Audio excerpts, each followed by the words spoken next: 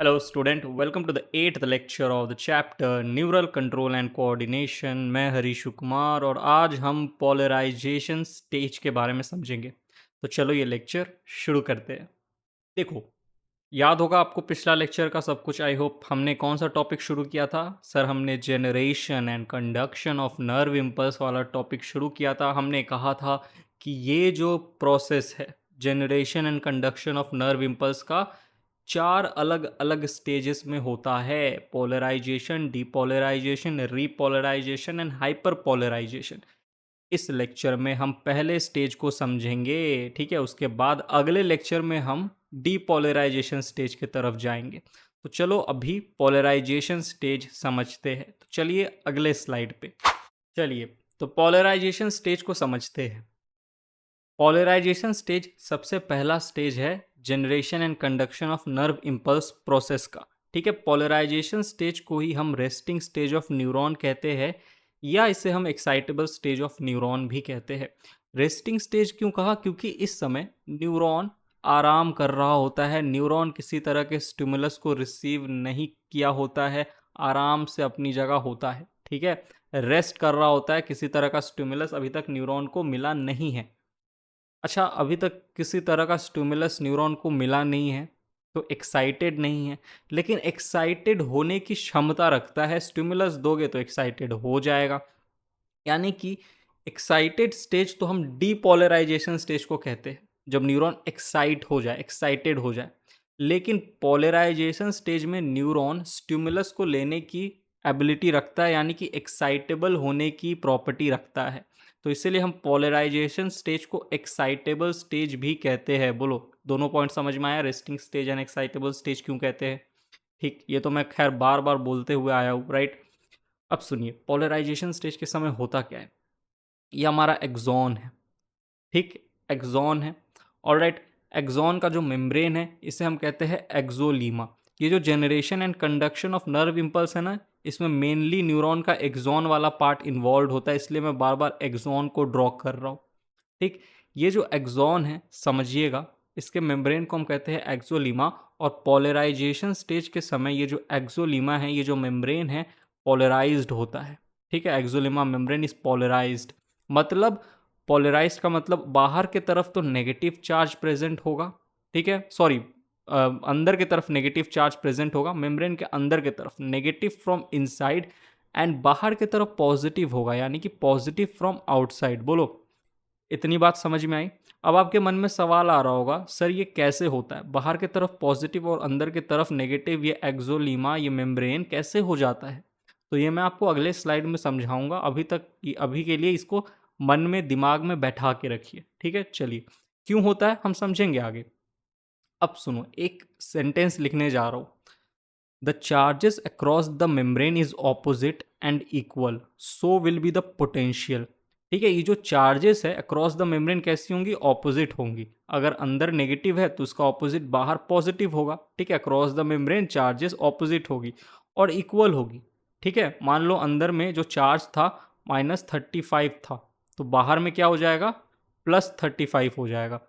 Value charge की equal ही रहेगी, ये जो साइन है ये बदल जाएगा, क्योंकि जो चार्जेस होते हैं अक्रॉस द मेम्ब्रेन वो ऑपोजिट होते हैं, अंदर नेगेटिव तो बाहर पॉजिटिव। अब यही चीज़ पोटेंशियल के साथ भी होगा, ठीक है। अगर पोटेंशियल में लिखूँ, पोटेंशियल की वैल्यू आप कैसे लिखते हो? पोटेंशियल को आप डिनोट करते हो V से।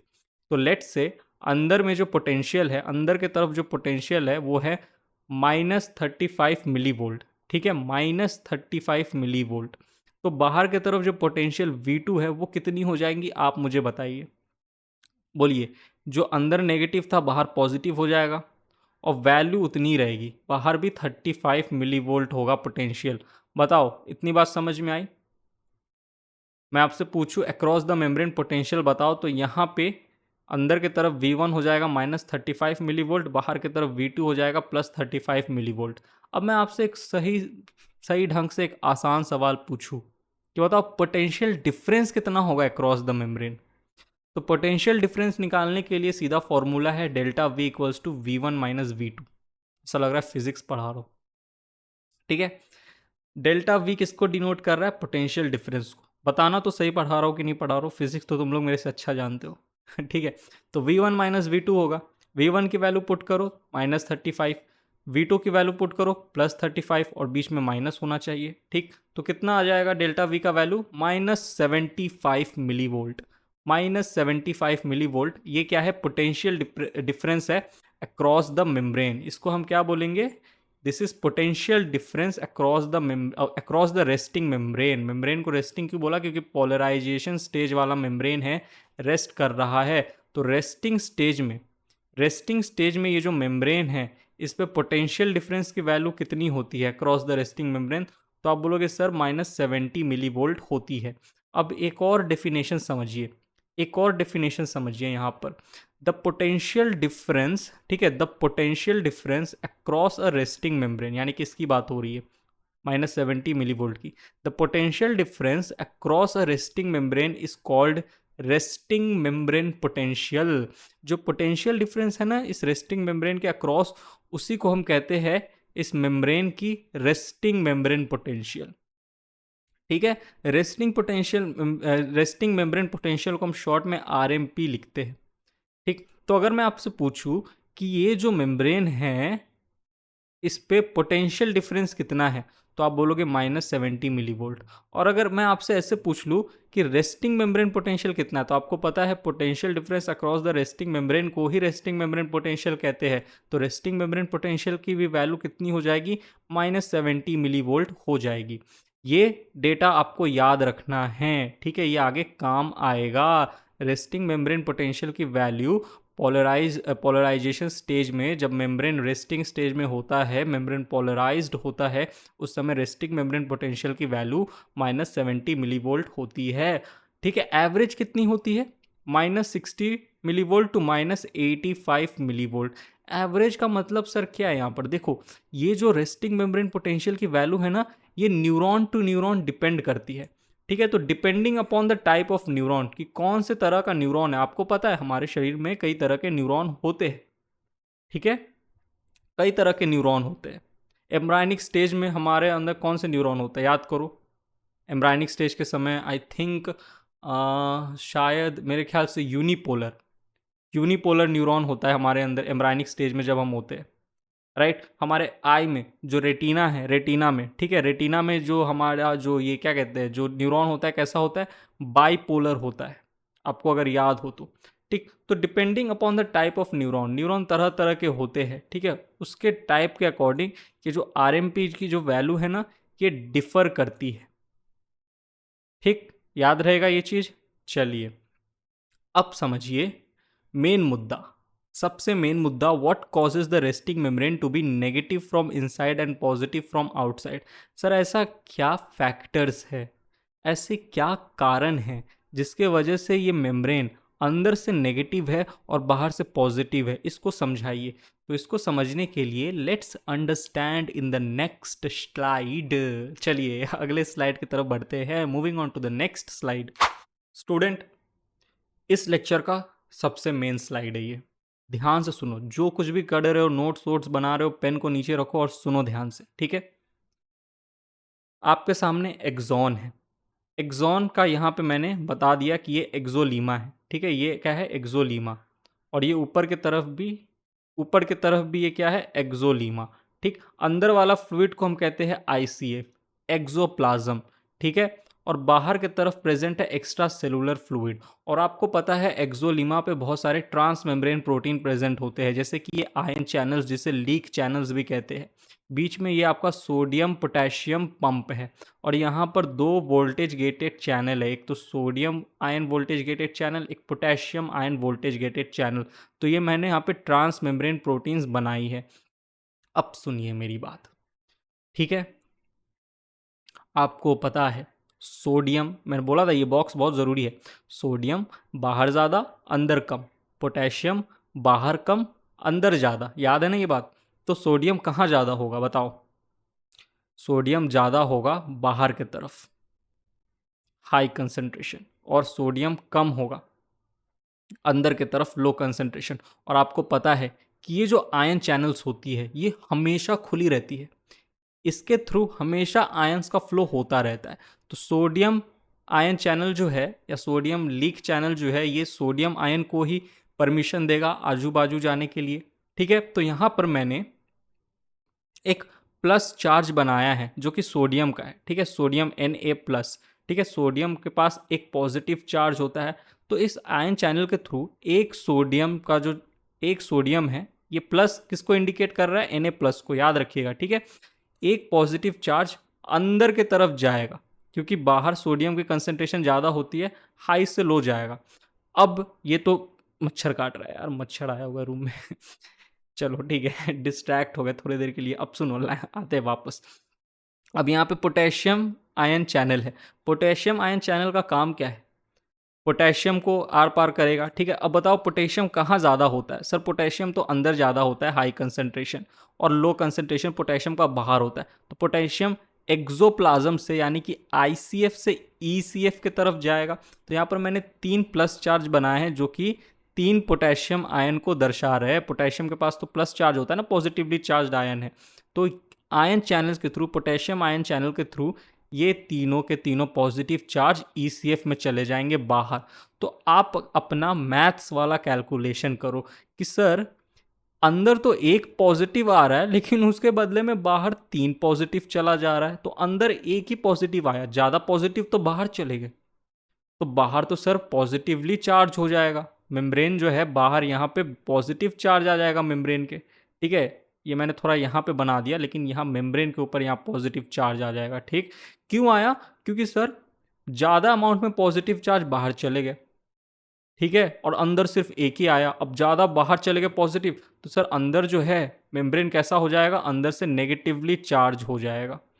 ठीक है, ठीक है, तो ये तो एक फैक्टर है जो कंट्रीब्यूट करता है इस मेम्ब्रेन के बाहर से पॉजिटिव होने में और अंदर से नेगेटिव होने में।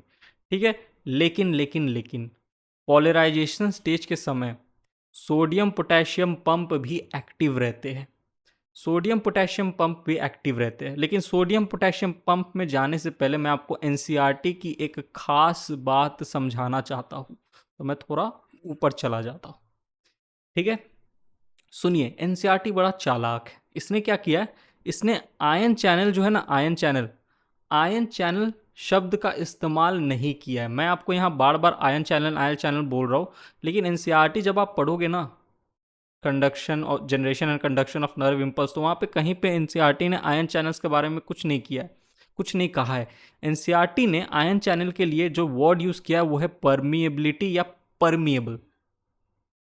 For ion channel NCERT used the word permeability. देखो, when a neuron is not conducting any impulse, जब न्यूरॉन कोई इम्पल्स कंडक्ट नहीं कर रहा है, यानी कि न्यूरॉन रेस्टिंग स्टेज में है, यानी पोलराइजेशन स्टेज की बात कर रहा है NCERT, तब क्या होता है, उस समय जो एक्सोनल मेम्ब्रेन है यानी कि जो एक्सोलीमा है, is comparatively more permeable to potassium ion. ये ज़्यादा परमिएबल है पोटेशियम आयन के लिए, यहाँ से ज़्यादा पोटेशियम आयन बाहर जा रहे हैं। आप देखो ना, 3 गए। ऐसा क्यों, क्योंकि इस एक्सोलीमा पे सर पोटेशियम आयन चैनल ज़्यादा है compare to sodium ion channel. Sodium ion channel तो बेचारा एक ही है, पोटेशियम 3 है। ठीक, तो देखो क्या लिखा है, the axonal membrane is comparatively more permeable to potassium ion and nearly impermeable to sodium ion. Sodium ion के प्रति नियरली इम्परमिएबल है, टोटली इम्परमिएबल नहीं बोला। टोटली बोलता तो एक सोडियम जो आ रहा था वो भी नहीं आ पाता, नियरली बोला है। ठीक है, तो यानी कि एक आयन चैनल है सोडियम का, तो एक ही तो सोडियम अंदर जा पाएगा, तो कम पॉजिटिव अंदर जा रहा है, ज़्यादा पॉजिटिव बाहर चला जा रहा है। ठीक ठीक, समझ में आया। तो यहाँ पर देखो, आयन चैनल का वो एक बार भी इसने इस्तेमाल नहीं किया NCERT ने, लेकिन आयन चैनल की जगह बार बार परमिएबल, इम्परमिएबल ये सब शब्द बोल रहा है, यानी कि बेसिकली इसी चीज़ को समझा रहा है NCERT। बोलो, समझ में आया। अभी ये जो लिखा है ना, इसको मैं थोड़ा देर बाद समझाऊंगा, ठीक है, सबर करो। चलो, यही मुझे आपको NCERT के लाइन बतानी थी, मैं नीचे आ जाता हूँ। अब सुनिए, पोलराइजेशन स्टेज के समय सिर्फ ये आयन चैनल ही काम नहीं करते। अरे आयन चैनल तो हमेशा काम करते हैं, 24/7 खुले रहते हैं, ठीक है, कोई काम धाम नहीं है।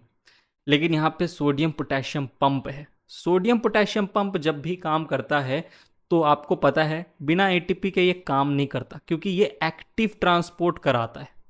अरे आयन चैनल तो पैसिव डिफ्यूजन करा रहे थे हाई कंसंट्रेशन से लो कंसंट्रेशन की तरफ, ये तो एक्टिव ट्रांसपोर्ट कराएगा, लो कंसंट्रेशन से हाई कंसंट्रेशन की तरफ भेजेगा, और लो से हाई की तरफ भेजने के लिए एटीपी की जरूरत पड़ती है। ठीक है, तो ये क्या करेंगे, सोडियम पोटेशियम पंप, ये ना, एक मिनट सुनो सुनो, सोडियम कहाँ ज़्यादा होता है, बाहर हाई कंसंट्रेशन, सोडियम कहाँ कम होता है, अंदर। तो लो कंसंट्रेशन से हाई कंसंट्रेशन सोडियम आयन को भेजेगा। अरे यही तो पंप का काम होता है, लो से हाई की तरफ भेजना। तो सोडियम किधर जाएगा, अंदर से बाहर, क्योंकि सोडियम अंदर कम है बाहर ज़्यादा है, तो low concentration to high concentration 3 sodium ion को बाहर भेजा जाएगा इस सोडियम पोटेशियम पंप के द्वारा, और इस समय एटीपी का काम लिया जाएगा। और बात करें पोटेशियम की, तो सर पोटेशियम तो बाहर कम है अंदर ज़्यादा है, तो बताओ पोटेशियम की डायरेक्शन क्या होगी, लो से हाई। भाई पंप काम कर रहा है ना, तो लो से हाई भेजेगा, चैनल थोड़ी है, चैनल तो हाई से लो भेजता है, हाई कंसंट्रेशन से लो, ये तो पंप है। तो पंप क्या करता है, 2 पोटेशियम आयन को ना अंदर भेजता है, 3 सोडियम आयन को बाहर भेजता है। अब आपके मन में सवाल आ रहा होगा, सर ये भेदभाव क्यों, 3 सोडियम को बाहर भेजा लेकिन पोटेशियम 2 को ही अंदर लाया। हाँ, 3 पोटेशियम को भी तो अंदर ला सकता था। अरे रे सुनो, ये जो सोडियम पोटेशियम पंप है ना, ये पंप की बनावट ऐसी है कि इसमें सोडियम 3 सोडियम ही एक बार आके बाइंड कर सकते हैं। यहाँ पे मैंने 3 सर्कल बनाया है ना, कि 3 सर्कल ये दर्शा रही है कि यहाँ पर 3 साइट है जिससे सोडियम आयन जाके बाइंड कर सकते हैं, तो इसीलिए एक बार में 3 सोडियम आयन को ये पंप बाहर भेज सकता है। लेकिन पोटेशियम आयन जो होती है ना, compare to sodium ion size में थोड़ी बड़ी होती है, तो इस सोडियम पोटेशियम पंप से ना एक टाइम पे 2 ही पोटेशियम अंदर आ पाता है। आपके मन में सवाल आ रहा होगा ना, सर भेदभाव क्यों किया गया, तो इसको ऐसे समझ लो। ठीक है, चलिए, भेदभाव का कारण है जगह का कम पड़ना। सोडियम आयन 3 यहाँ पे बाइंड हो रहा था, तो 3 को बाहर भेज रहा था, और पोटेशियम आयन 2 ही यहाँ पे बाइंड हो पा रहे थे, इसके थ्रू जा पा रहे थे। ठीक है, चलिए अब सुनिए, तो ये अब देखो, अब आप सुनो, फिर से सुनो, अब कंक्लूजन निकालते। 3 प्लस को बाहर भेज दिया और अंदर सिर्फ 2 ही प्लस को लाया, तो ज़्यादा पॉजिटिव को तो बाहर भेज दिया, तो बाहर फिर पॉजिटिव चार्ज, बाहर फिर पॉजिटिव चार्ज, और अंदर नेगेटिव चार्ज, क्योंकि ज़्यादा पॉजिटिव को तो भाई बाहर भेज दे रहे हो और कम पॉजिटिव को अंदर ला रहे हो, तो अंदर तो कम पॉजिटिव रह गया ना, तो अंदर कम पॉजिटिव यानी कि अंदर से मेम्ब्रेन नेगेटिवली चार्ज, तो यहाँ पे पॉजिटिव पॉजिटिव पॉजिटिव, यहाँ पे नेगेटिव नेगेटिव हो जाएगा। बोलो कहानी समझ में आई। तो एक तो ये कारण है जिसके वजह से मेम्ब्रेन बाहर से पॉजिटिव अंदर से नेगेटिव होता है, और एक ये कारण है, तो 2 फैक्टर हमने डिस्कस कर लिया। यहीं पे नहीं ख़त्म होता है, एक और फैक्टर है, और वो है नेगेटिवली चार्ज्ड प्रोटीन। देखो अंदर के तरफ नेगेटिवली चार्ज प्रोटीन्स पाए जाते हैं एक्सॉन के अंदर की तरफ, ये भी कंट्रीब्यूट करते हैं मेम्ब्रेन को अंदर से नेगेटिव होने में, और साथ ही साथ फॉस्फेट आयन भी होते हैं, ये भी नेगेटिवली चार्ज्ड होते हैं। ठीक है, तो एनसीईआरटी जब आप पढ़ोगे ना, तो यहाँ पर एक और चीज़ लिखा हुआ है, similarly the membrane is impermeable to negatively charged protein present in the axoplasm. ये जो एक्सोप्लाज्म के अंदर जो नेगेटिवली चार्ज प्रोटीन है ना, इनके प्रति ये जो एक्सोलीमा है इम्परमिएबल होता है, क्योंकि नेगेटिवली चार्ज प्रोटीन का साइज बहुत बड़ा होता है, एक्सॉन से बाहर जा ही नहीं पाते, तो अंदर ही रह जाते हैं। ठीक है, तो ये अंदर रहकर क्या करते हैं, अंदर से इस मेम्ब्रेन को नेगेटिव बनाते रहते हैं। ठीक है, चलिए समझ में आई, इतनी कहानी समझ में आई। तो मैं आपसे पूछूं, टोटल टोटल कितने फैक्टर है जो कि कंट्रीब्यूट कर रहे हैं इस मेम्ब्रेन के बाहर से पॉजिटिव और अंदर से नेगेटिव होने में, कितने फैक्टर है जो इस मेम्ब्रेन को अंदर से नेगेटिव बनाने में कंट्रीब्यूट कर रहे हैं। तो आप मुझे बोलोगे सर टोटल, अच्छा हाँ एक चीज़ मैं आपको बोलना भूल गया, सॉरी, उसके बाद हम अपने मेन क्वेश्चन पे आते हैं, कितने फैक्टर वाले क्वेश्चन पे। आपके मन में सवाल आ रहा होगा, सर ये वीजीसी को ऐसे ही बनाया क्या, हाँ ये वीजीसी का काम नहीं है क्या। तो देखो पोलराइजेशन स्टेज के समय वीजीसी का कोई काम नहीं होता, दोनों वीजीसी शांत से बैठी रहती है, बंद रहती है, क्योंकि आपको पता है जो वीजीसी होती है ना, वीजीसी ये हमेशा ओपन नहीं रहती। ठीक है, हमेशा ओपन नहीं रहती, यहाँ पे कैल्शियम आयन आके बैठा रहता है, जो कि इनको बंद रखता है। तो पॉलराइजेशन स्टेज के समय वीजीसी का कोई काम नहीं होता। तो इस मेम्ब्रेन को नेगेटिव बनाने में अंदर से और बाहर से पॉजिटिव बनाने में एक तो इसका काम होता है। ठीक है, किसका, इसका। ठीक है, ऑलराइट, दूसरा इसका काम होता है, ठीक है। अब देखिए सोडियम पोटेशियम पंप भी कंट्रीब्यूट करता है, और तीसरे ये भाई साहब लोग हैं, ये भी अंदर से नेगेटिव बनाते हैं, ठीक। और बेचारा ये जो हमारा वीजीसी है ये बंद रहता है, वीजीसी आर नॉट ऑलवेज ओपन, नाम से पता चल रहा है वोल्टेज गेटेड चैनल है, तो जब तक स्टिमुलस नहीं आएगा, वोल्टेज जनरेट नहीं होगा, तब तक ये खुलेंगे ही नहीं। और आपको पता है स्टिमुलस तो आता है डीपोलराइजेशन स्टेज के समय, तो जब हम अगले लेक्चर में डीपोलराइजेशन स्टेज की बात करेंगे तब ये वीजीसी खुलेंगे। ये खुलते हैं और किस तरीके से आयन अंदर आता है बाहर जाता है उसकी चर्चा हम अगले लेक्चर में करेंगे।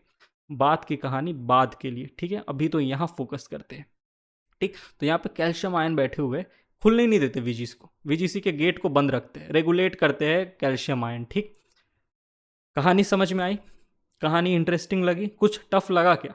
कुछ भी टफ लगा हो, कुछ भी लगा हो कि सर ये चीज़ ऊपर से चला गया, मुश्किल था, कमेंट सेक्शन में पूछ लेना। अच्छे डाउट पूछना, लेकिन फालतू वाले डाउट्स मत पूछना। बहुत स्टूडेंट क्या करते हैं ना, वर्ड्स का मीनिंग पूछते।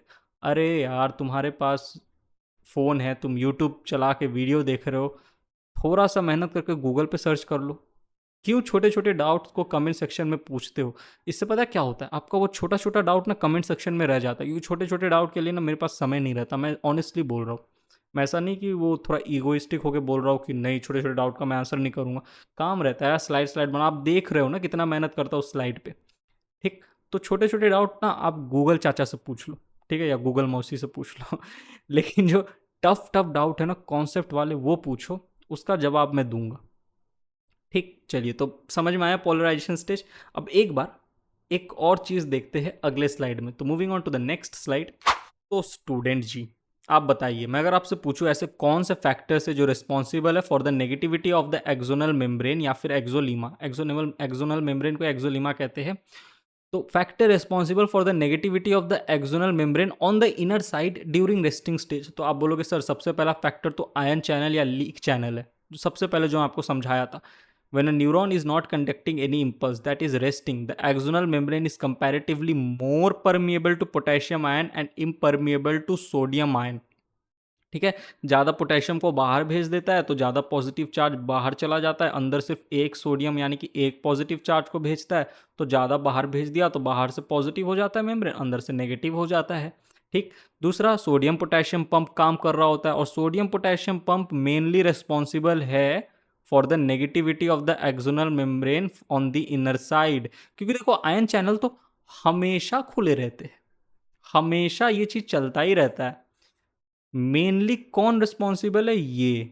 ये जब काम करना शुरू करता है ना, तो और ज़्यादा अंदर से नेगेटिविटी आ जाती है मेम्ब्रेन की। अरे ये तो अंदर से नेगेटिव कर ही रहा है, ये तो 24/7 कर रहा है, लेकिन मेनली ये रिस्पॉन्सिबल है, ठीक है। चलिए आगे, ये क्या करता है, सोडियम पोटेशियम पंप बाहर 3 Na को भेजता है, अंदर 2 पोटेशियम आयन को लाता है, तो बाहर ज़्यादा पॉजिटिव भेज दिया और अंदर कम पॉजिटिव लाया, तो बाहर से मेम्ब्रेन पॉजिटिव, अंदर से नेगेटिव। चलिए, presence of non diffusible negatively charge protein. Non diffusible negatively charge proteins होते हैं एक्सोप्लाज्म में, जो कि एक्सोलीमा के बाहर नहीं जा पाते, एक्सोलीमा के अंदर के तरफ रहते हैं, मेम्ब्रेन के अंदर के तरफ रहते हैं, और जो कि ये नेगेटिवली चार्ज है तो मेम्ब्रेन को नेगेटिविटी देते हैं, मतलब मेम्ब्रेन को नेगेटिवली चार्ज रखते हैं इनर साइड से, ठीक है। चलिए, समझ में आया कहानी? ठीक है। एक अब सॉरी क्या हो गया, हाँ कुछ नहीं हुआ, कुछ नहीं हुआ, एक और चीज़ बताना था। यहाँ पे तो हम लोग सब चीज़, ये चीज़ तो समझ गए ना, ये चीज़ समझ गया। अब अगले स्लाइड पे बढ़ते हैं, moving on to the next slide. अब सुनो, अब सुनो, क्विक रिवीजन कर लेते हैं, ठीक है। क्विक रिवीजन, क्वेश्चन इसी स्लाइड से आएगा जो भी आएगा। Quick revision of resting stage. Ion channel या लीक चैनल रेस्टिंग स्टेज के समय यानी पोलराइजेशन स्टेज के समय काम करते हैं, हाँ सर। सोडियम पोटेशियम काम करते हैं, अरे सर ये तो मेनली रिस्पॉन्सिबल है, ये तो काम करते ही है। NaVGC काम करता है, नहीं सर, कैल्शियम तो इसको बंद करके रखता है, पोटेशियम VGC को भी कैल्शियम बंद करके रखता है। तो पोलराइजेशन या रेस्टिंग स्टेज के समय सिर्फ ये दोनों काम करते हैं, ज़्यादा रिस्पॉन्सिबल ये होता है मेम्ब्रेन को अंदर से नेगेटिव रखने के लिए, ठीक। चलिए, तो ये एक्सॉन है। रेस्टिंग स्टेज के समय याद रखना, मेम्ब्रेन अंदर से नेगेटिव होगी, बाहर से पॉजिटिव। अब ये तो ये मेम्ब्रेन है, मेम्ब्रेन तो ये भी है, तो सेम कहानी यहाँ भी चलेगा, ठीक है। यहाँ भी वही कहानी चलेगा इस मेम्ब्रेन पे जो इस मेम्ब्रेन पे चल रहा था, ठीक। चलिए, अब मैं आपसे पूछूं रेस्टिंग स्टेज के समय इनसाइड चार्ज, मेम्ब्रेन के अंदर की तरफ चार्ज, अरे नेगेटिव, याद रखना, ठीक है। चलिए याद रखना। अब मैं आपसे पूछूं रेस्टिंग मेम्ब्रेन पोटेंशियल क्या होता है पोलराइजेशन स्टेज के समय, तो -70 मिली वोल्ट। इसको तो याद ही रखना। नींद में भी कोई आपसे पूछ लेना जगा के रात को 1 बजे की, बता बता रेस्टिंग मेम्ब्रेन पोटेंशियल कितना है, तो -70 मिली वोल्ट बोल के फिर से सो जाना, ठीक है। चलिए तो याद रहेगा। और नोट, नोट हर लेक्चर में मैं आपको नोट देता हूँ, इस लेक्चर का नोट ले लो। Sodium potassium pump is mainly responsible for polarisation. Lecture होता है समाप्त। मिलता हूं मैं आपसे अगले लेक्चर में जहां पे हम डीपोलराइजेशन स्टेज को समझेंगे, ठीक है। तब तक के लिए bye, thank you, take care.